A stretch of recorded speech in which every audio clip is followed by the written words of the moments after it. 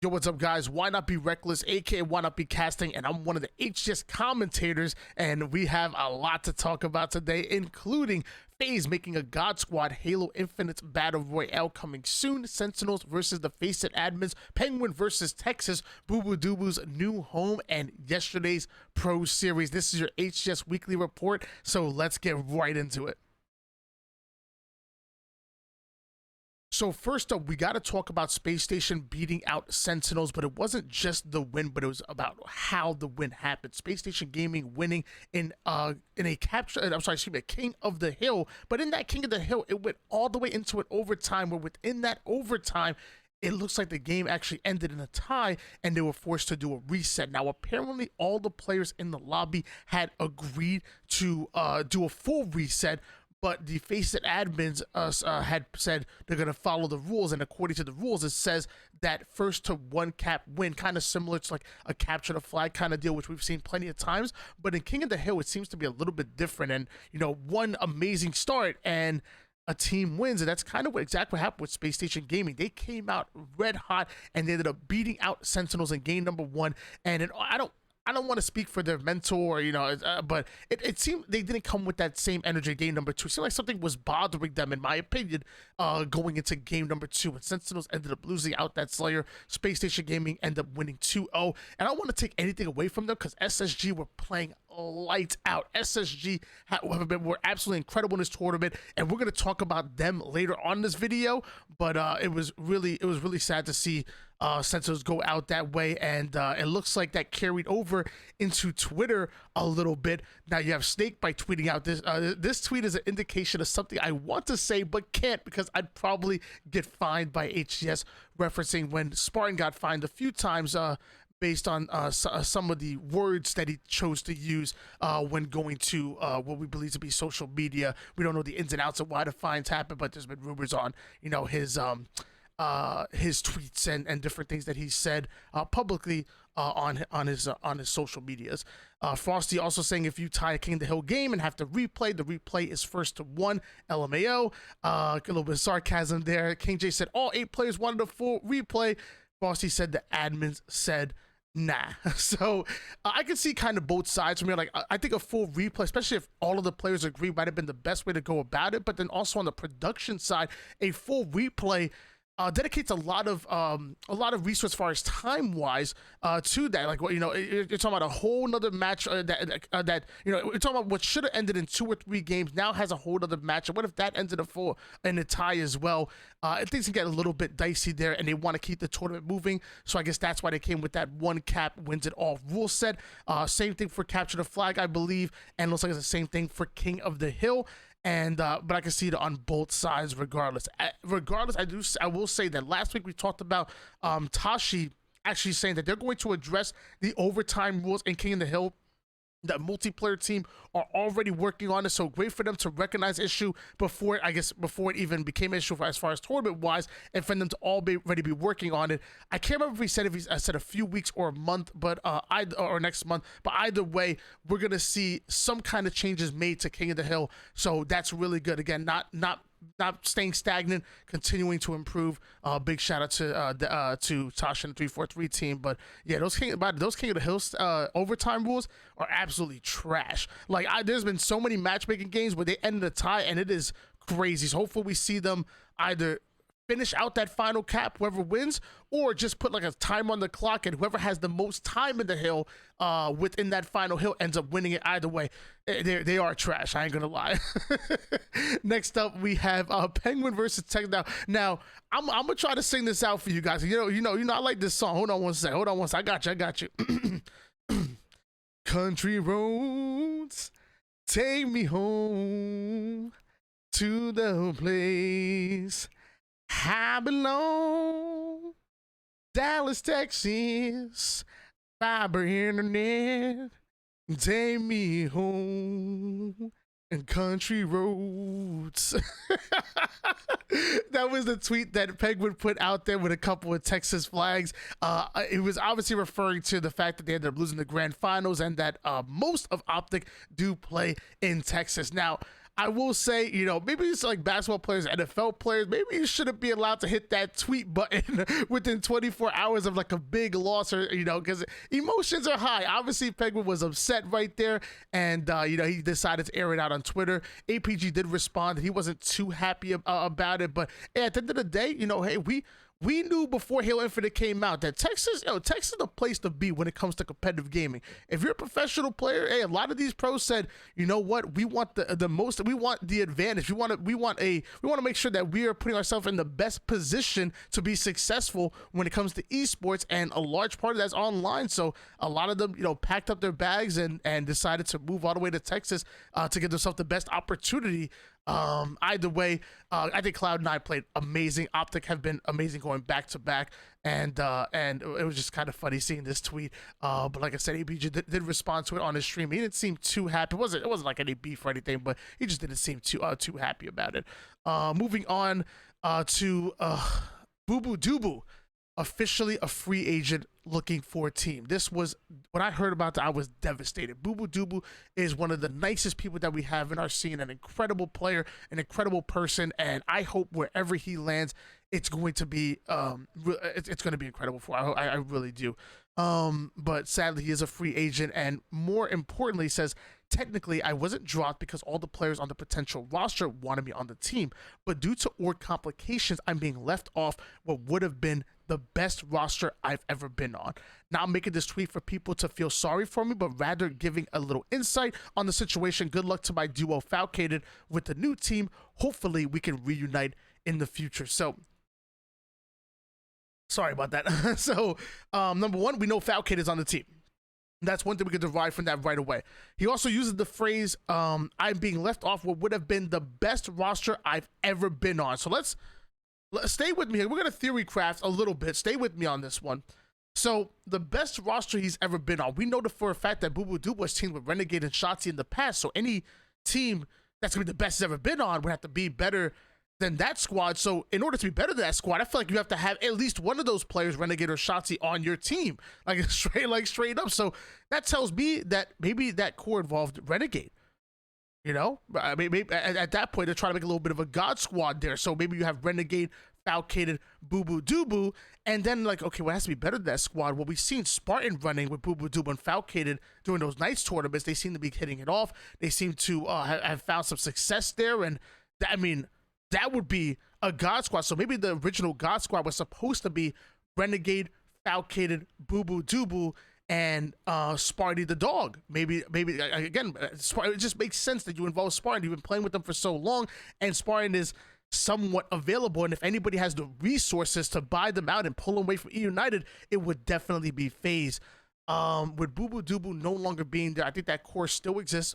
Spartan, Falcid, and Spartan, Falcid, and Renegade, and then I believe the fourth might just be Snipe Down or maybe Pistola, either way, or maybe they bring in somebody else that we're not aware of, maybe like a Shady or something. That would be pretty crazy. But either way, it's really sucks to see that Bubudubu is not going to be involved with that team due to org complications. Like I said, what are those org complications? I don't know. But I mean, at first I kind of thought maybe they needed to trade Bubudubu and as an asset to pull him away from E United, but then why would he post that he's a free agent if he was traded? So it doesn't really make any sense. Either way, hope he lands in a great spot, which I mean, looks like he actually might have, because he was caught scrimming with E United. It was Bubudubu, Ryan Brain, and King Nick, which is weird because, you know, Ryan was the one who wanted to drop King Nick, and that's kind of what triggered the whole Spartan situation. Now it's like it's kind of weird that I thought King Nick would end up leaving. I thought maybe King Nick would end up joining Faze, to be honest with you, but why would he be scrimming with E United if he was joining that Faze God Squad roster? To me, it doesn't really make that much sense. To be scrimming with E United if you already plan on signing with Faze. So I took King Nick out of the running, even though I originally had him as possibly being a part of the God Squad alongside Spartan the dog. Either way, I like this squad a lot. We're gonna talk about their scrim results a little bit later on today, but this squad looks really good. Next up, we're going to talk about a little bit of Battle Royale. Golden Boy tweets out the rumored Battle Royale mode will release in the fall of 2023, allegedly. He posts a picture saying, According to a new rumor, the long-rumored Halo Infinite Battle Royale mode is real and releasing in fall 2023 at the earliest. In other words, it's not releasing anytime soon. Adding to this, it's claimed the mode will have tiered loot drops like most Battle Royale modes and be 60 players, unlike most Battle Royale modes, which opt for 100 or something close to it. Where the rumors get particularly interesting is when it claims the map will at least partially be compromised of OG maps from series pass. So when I think about that, man, I'm over here like, yo, just imagine dropping as an ODS drop, ODST, soldier. You drop in there, find yourself like a tier 1 Spartan armor, boom, boom, boom. You double the shields. You find your way onto last resort and your little warthog and whatnot. So you're looking for those extra guns and those attachments, kind of like a Halo 5 did with mixing the guns and attachments and all that good stuff. Trying to get yourself an assault rifle, battle royale, whatever it is, battle rifle, whatever it is. I think Battle Royale is absolutely incredible. I can't wait for it. But fall of 2023? Oh, that is a long time. I'm not gonna lie, it's a little upsetting, but either way, I think if the Battle Royale is done right, it could be absolutely amazing. We've seen references to a rumored Tatanka, I believe it's called, where they talk about a Battle Royale type of mode. Some people have said, it's gonna involve PvE and there's a whole bunch of rumors going on. Either way, we gotta wait till, and it said, I think it said, what is it?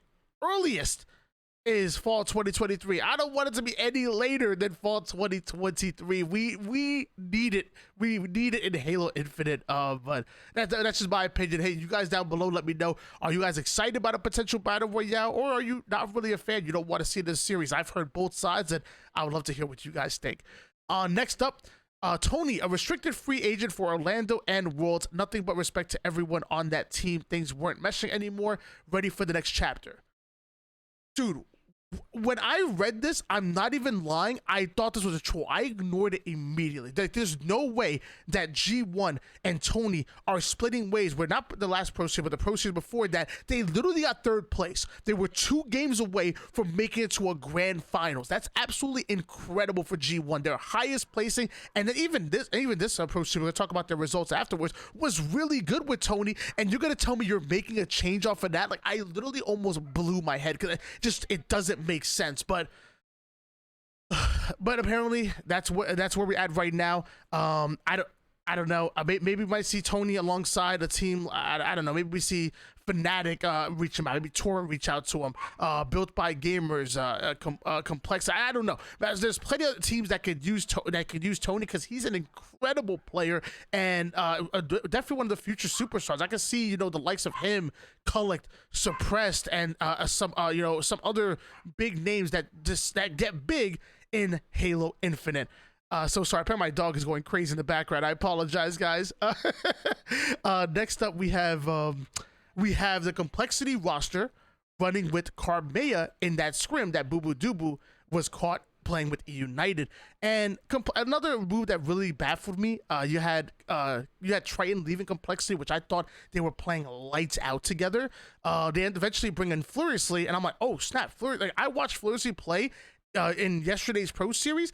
Dude was playing like Frosty. It was incredible. Flourish was going absolutely out of control. And then when I hear that he ends up getting he's getting dropped, I'm like, I was just as confused as the Tony. I'm like, why are these teams that are literally playing better with these players just deciding to change it up? It was so weird. But either way, Carmea is an incredible talent. And if there's any player that can replace the likes of Triton or the way Flourish has been playing recently, it's definitely Carmea. He's young, he's hungry, and he's super talented. He could definitely fit well with this Complexity roster. Next up, we're going to talk about what happened during the Pro Series. We're going to talk about every single matchup. We're going to go round by round and talk about...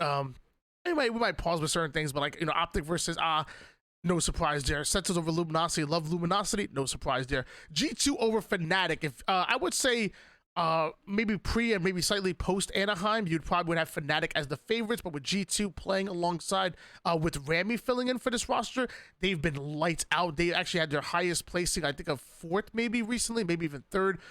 They've been really well. Fnatic, they're still trying to figure things out, it seems like.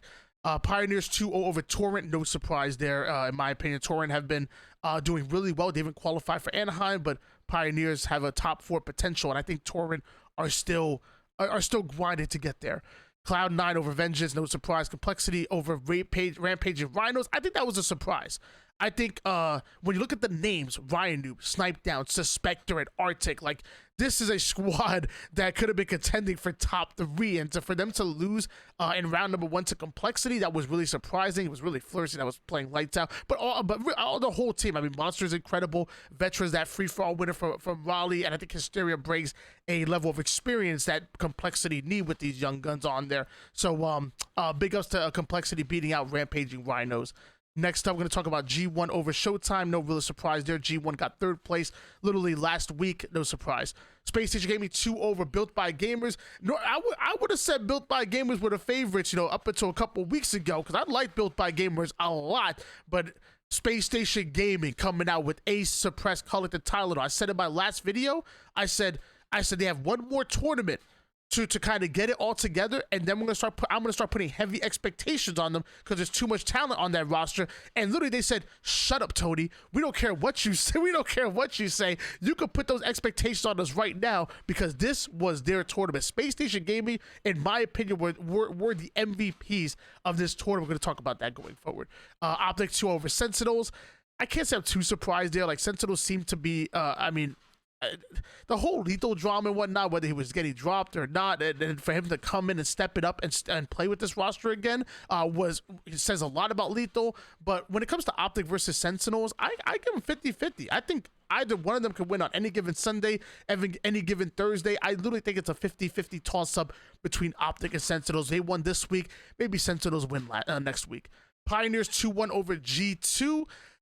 I like G2 a lot, but I really like Pioneers, and Pioneers have had an up and down season. I think they needed this win. They want to prove that they are one of the top dogs and should be feared in the league. So big ups to Pioneers. Cloud9 2-1 over Complexity. I said I like this Complexity roster, even flourishing, but come on, there's levels to this. Let's be honest. Cloud9 2-1. Complexity taking a game off of them, which is huge, but there's levels to this. Space Station Gaming over G1. Same thing kind of like before. Normally I would have said G1 over SSG because I really like G1, especially off of their 3rd place finish literally just last week. But Space Station Gaming are a whole new squad. Do not judge Space Station Gaming anymore from last week going behind, because this is a totally new squad, totally new look, and totally new expectations. Optic Gaming 2-1 over Pioneers. Can't say I'm surprised by that. I love Pioneers, but come on, it's Optic Gaming. Let's be serious. Cloud9 over Space Station Gaming. SSG were my team of the tournament, but there's levels to this. Come on now. Cloud9 they on another level. 2-0, no surprise there. Optic Gaming going game 5 with Cloud9. This rivalry is going to be absolutely incredible to watch for years to come. Even with Bound, it doesn't matter. This Cloud9 has been absolutely incredible, and so has Eco. Eco has really stepped into his own. Big shout out to Eco. See, we're going a little bit to the losers bracket here. We'll start over here. G1 over Complexity. Can't really say I'm too surprised there, although I feel like Complexity can go toe-to-toe with G1, and I'd be really excited to see what G1 looked like without Tony and what Complexity looked like with Carmea. I want to see a rematch with this, especially because it went to game 3 here. Sentinels 2-0 over G2, no surprise. G1 2-1 over Pioneers. I'll call that an upset. I think Pioneers are absolutely incredible. I think G1 are definitely catching up to them. Again, without Tony, I don't know what that's gonna look like, but it's gonna be exciting to see Pioneers go toe to toe with G1 in their future matchups, because they're around the same tier, I would say. With Tony, I don't know who they're gonna bring in instead. Do they bring in a Kratos? Do they bring in do they try out Carmea? Do they bring in a Rami for that would be big, because Rami's still looking for a home. Lots of potential there. Space Station 2-0 over Sentinels. We talked about that. King of the Hill game. Going into game 2, I just didn't feel that same energy for Sentinels. But I don't want to take anything from SSG, because SSG were incredible. They 2-0 G1, and they even take Cloud9 to a game 5. That's right. Space Station Gaming were one win away from making it to a grand finals. It was not too long ago where honestly we were talking about Space Station Gaming being in shambles. Like I hate to be that brutally honest, but not too long ago we were really trashing SSG, and look at where they've come. It's just number one, grinding. Number two, ignoring all of the noise on the outside and worried about what you have to do to succeed. Grabbing yourself new talent, nurturing them, seeing who works, seeing who doesn't, making those changes that you need, and now they have a core four that's ready to compete at the top level. Big shout out to SSG because they've made probably the biggest turnaround that we've seen in Halo so far. Finally, let's talk about noobcombo.com/events. If you guys want to play in any of these future tournaments, make sure you guys check them out. You know, you have a Halo Mexico Last Spartan Standing tournament, a Ladies Last Spartan Standing tournament, Star Hammer 2v2. I think that's Latin America as well. All of the FFAs for each region on the 20th, an open series on Monday. So if anyone wants to compete in the esports arena, $1,000, that's gonna be big. Halo Rec FFAs, they have 2 of those, no prize pool, a $25,000 invitational in Mexico, which that sounds crazy. This graphic is incredible too. And then Knights having a $500 open event on Fridays at 7 p.m. If you're not competing at that, you can watch the Esports Arena Invitational on that Friday as well. I believe it's 22nd. It's not Friday. I'm sorry. 22nd is a Wednesday. I'm sorry. This Wednesday, $500 44 tour by Knights Arena. And that's going to be it. Why Not Be Reckless, aka Why Not Be Casting. This was your HCS weekly report. Make sure you use code YNOT for all your G Fuel needs, 30% off up until the 20th of this month. And thank you guys so much for watching the content. This channel has absolutely exploded since this series started, and we have more to come. So thank you guys for listening and being a part of this, because I would have never thought it would have gotten to where we're at right now. Thank you guys. Love you. Peace.